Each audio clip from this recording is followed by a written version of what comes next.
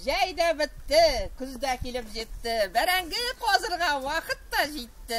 Әйдәгіз бәрәңге қозыйбыз. Көз көне халык мул уңыш җыеп ала һәм елның сихри фасылында көн белән төн тигезләшкән мәлдә Сөмбелә бәйрәме уздыра. Ул уңыш бәйрәме. Бу көнне мул ризык пешерелгән, кешеләр өйдән өйгә йөреп, җырлап биеп күңел ачканнар. Нурсултан шәһәренең татарлары да шулай күңелле Сөмбелә бәйрәмен каршы алдылар. Менә елда шулай бакча утыртамын, картайганда.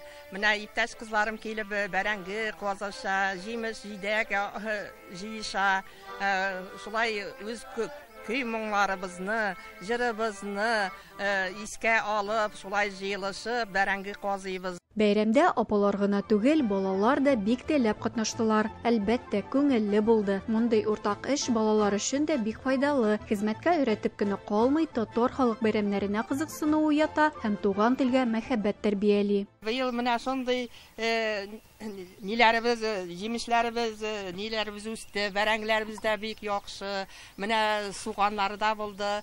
Әби бабайдан күргән менә суганны мин үреп куйдым. Әби бабайлар шул суганны шулай илеп куя иде киптереп. Оныкларыбыз да алып килдек шул бакчада. Ничек бәрәңге казыйбыз, шуларны барсын күрсәтеп, иртән алар үскәчтә әтием, әбием, бабаем шулай эшли иде дип, алар да шуны эшләсеннәр яе. Һәр Сөмбелә бәйрәмендә яңа уңыштан төрле камыр ашлары әзерләнгән. Юла ризыгы һәм муллык билгесе булган бавырсак пешерелгән. Уңыш җыйганнан соң самавырдан хуш исле чәй эчәргә дә вакыт җитә. Безгә Галияның дачасына килеп, Галиягә ярдәм итәргә бигрәк тә охшай. Без Галиягә бәрәңге утыртырга, җиләк җимеш җыешырга, бәрәңге чыгарышырга булышабыз. Эшебез беткәч, шулай ял итәргә яратабыз. Үзебезнең матур башкорт татар җырларын җырлайбыз.